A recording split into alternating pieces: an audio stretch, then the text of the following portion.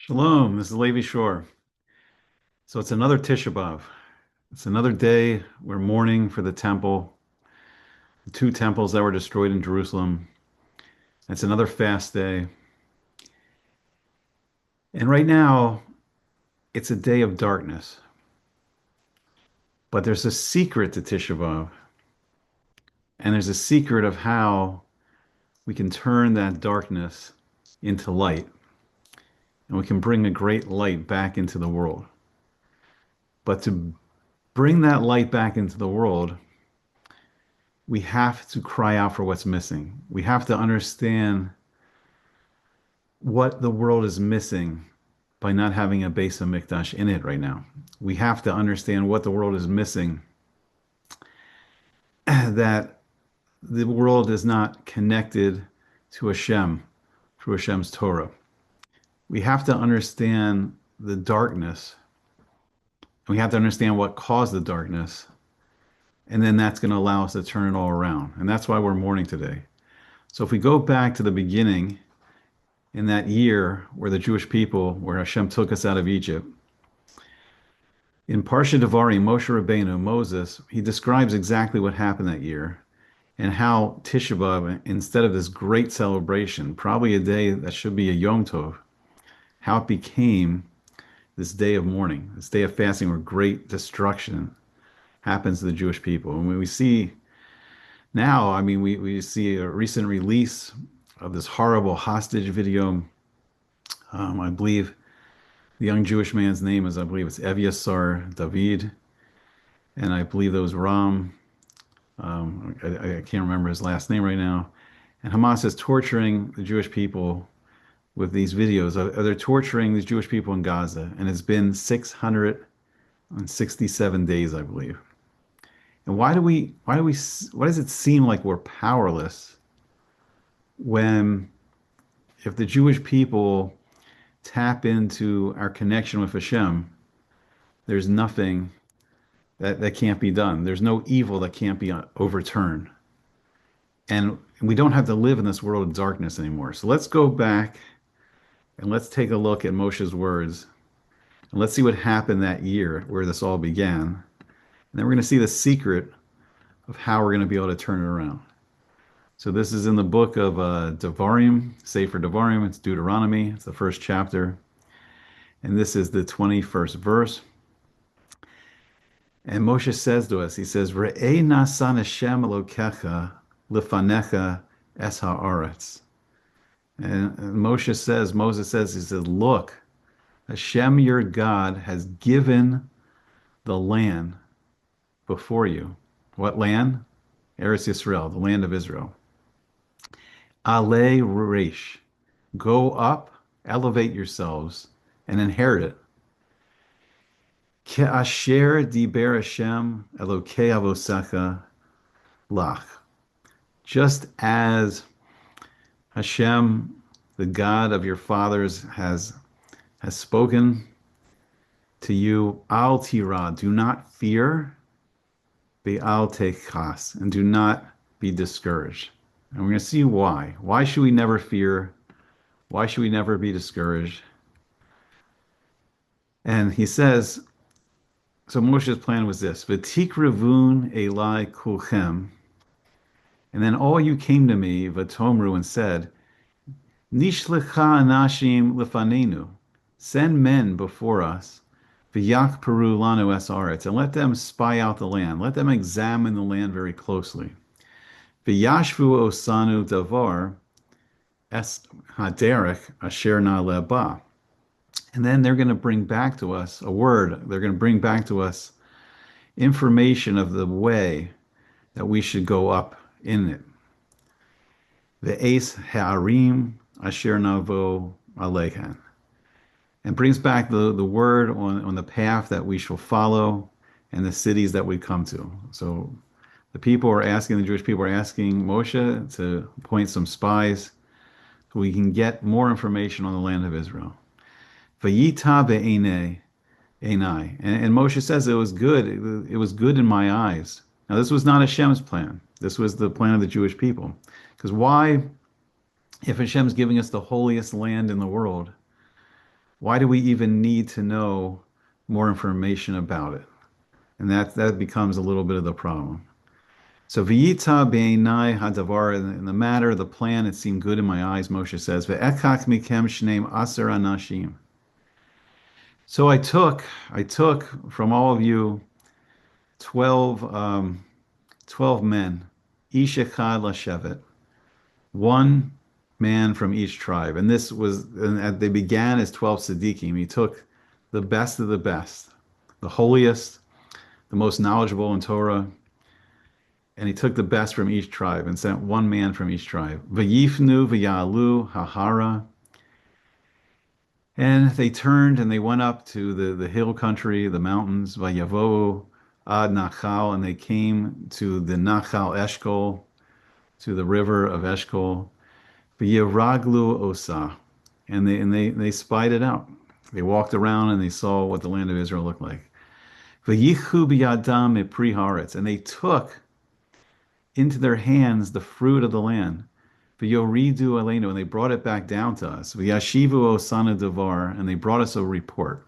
And they said, Vayomru tova haaretz, asher Hashem Elokeinu nosein lanu. And they said, the land is good, which Hashem our God gave to us. Velo avisam lealos, but you refuse to ascend, you refuse to elevate, you refuse to go up. Vatomru es pi Hashem Elokechem, and you went against the command of Hashem, your God. And then vatarganu be'acholechem, and you cried in your tents, vatomru, and you said, Besinas Hashem osanu, why does Hashem hate us? Is it out of hatred that Hashem has for us? Hotzianu meretz Mitzrayim, that he took us out of the land of Egypt. Laseso sana biyad ha'emri lahashmidenu. He took us, Hashem took us out. They're saying in hatred, Hashem took us out from the land of Egypt to hand us over to the nation of the Emori, lahashmidenu, to wipe us out.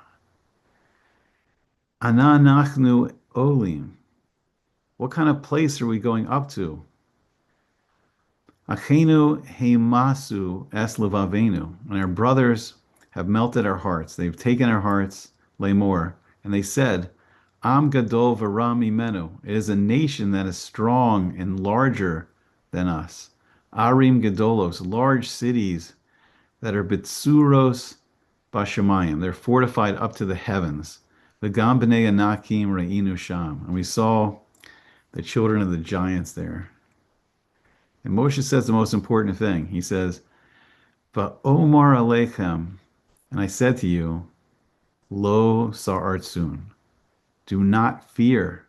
V'lo sir'un, do not have any dread of them, do not fear them, mehem. Why? And Moshe says the most important words here. He says, Hashem Elokechem hacholek lifnechem. Hashem, your God, goes before you. Hu yilachem lachem. He will fight for you. Keko asher asa yitchem b'mitzrayim le'inechem. Just like he did for you in Egypt with the miraculous plagues, which you saw before your very eyes. And this most important thing, he says, Uva midbar asher re'isa asher nisa'acha Hashem Elokecha kasher yisa ish espano. And when we were in the midbar, when we were in the wilderness, where you saw how Hashem carried you as a father carries his son, b'chol haderek, all the way on the road that you traveled, asher halachtem, ad boachem, ad hamakom hazeh, all the way you traveled until you came to this place. Uvedavar hazeh einchem ma'aminim. But even after all this, you didn't have amuna in Hashem, you didn't have faith in Hashem, but Hashem Elokechem, and Hashem, your God. So that is unfortunately how we fell into the darkness. But Moses is telling us something very, very important. And something unfortunately we forgot. And we're living in a time where unfortunately most of the Jewish people are not even really probably that familiar with Tisha B'Av or fasting today. And how is that possible? How do we lose the importance of this day? And how do we forget the darkness we live in? How do we forget the holiness of Shabbos, the special gift that has a value far beyond this world? How do we forget the value of Shabbos? How have we forgotten the infinite value of the Torah, which is the blueprint for all creation itself? And most importantly, how do we forget the special relationship we have with Hashem? There's only one God, there's one infinite being, and we have a special connection. And we have the ability through the Torah and doing the mitzvos to draw a spiritual energy called Kedusha, holiness, and to draw the Or Ein Sof, the infinite light into the world. Every time we learn Torah, every time we do a mitzvah, and when we cry and fast on this day, we begin to draw light into the darkness. And in a flash, the darkness can all be gone. But what Moshe is telling us is there's no power in the world that can hold back Hashem's will. And Hashem is simply waiting for us to ask for help. So I don't know exactly what's been going on since October the 7th. And quite honestly, it depresses me that after 666 days, I don't see even the Israeli army going to rescue the Jewish people that have been tortured and starved to death. But also, as we learned in Eicha, we're an ambadad. We're a nation that's now becoming more and more isolated again from the other nations of the world. And no one, and it says like the other nations that you so depended on, described as your lovers, being betraying Hashem in a sense to think that, all these other nations are going to come rushing to our help. And we just see the rising anti-Semitism. We see since October the 7th that no one cares. No one cares that these Jewish people have been held hostage in this darkness for 667 days. They don't care. They only care about the murderers and their supporters and make sure that they have plenty of food and make sure that they're going to have plenty of money to go on attacking the Jews. And we act like we're powerless. But the light that we can bring into this world is our special connection with Hashem. And the other nations can claim, they've replaced us, and they create their own Torahs, and they claim they're now the holy people.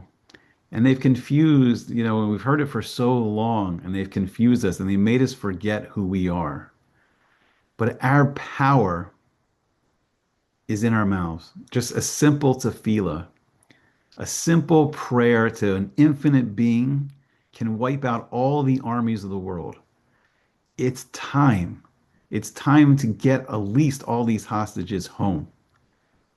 And nothing can stop Hashem. And it's time to pour out our hearts that this ends. That Hamas, which means violence, which means stealing through violence, which means murder, that they should not have any success in this world. But also we have to stop listening to those that try to take from us our priceless heritage. And that's the Torah. That's the mitzvos. That's Shabbos. That's the Yom Tovim, all the Jewish holidays. And then when we remember, we will truly inherit Eretz Yisrael, the land of Israel, like Hashem has promised us. And it will be returned to each Jewish family, and each Jewish family will have a portion. And the goal is not just to live a secular life in the holiest place in the world, but to elevate ourselves. Why is it always described as going up to Eretz Yisrael? Because it's a land that's higher in Ruchnias, higher elevation of spirituality there, a higher level of holiness there. And the Torah helps us tap into it. And then Bezrat Hashem, when Mashiach comes, We see the rebuilding of the base of Mikdash. Then the whole world will once again see the Shekhinah.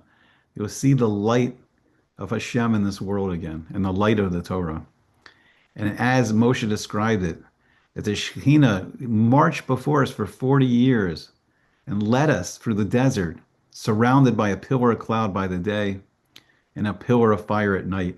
And then when we stopped to camp, it rested on top of the Aron HaKodesh like it did in the base of Mikdash. So I don't know what it will take, for us to cry those tears. But all the gates of Shemayim, all the gates of heaven are immediately opened up with tears. And if we can dig down deep into the darkness and bring out those tears and stop accepting the darkness of the world and start doing our job, which is to fill this world with the Or HaTorah, the light of the Torah, and the Or Ein Sof, the infinite light, and to show that this world was made for good, and it was not made for evil. And the only purpose of evil is to be destroyed. The second temple was destroyed because of our sinas kinam, because of our hatred for each other. But hasn't it been too long? And isn't it just silly now, no matter how religious or not religious or wealthy or poor or anything that another Jew is it so hard just to be kind to each other? Because that simple kindness, simple Gemilas Chasadim, acts of kindness to each other will ignite the kindness revolution in the world. And then all the darkness and all the evil and the anger and the hate, it'll all be washed away.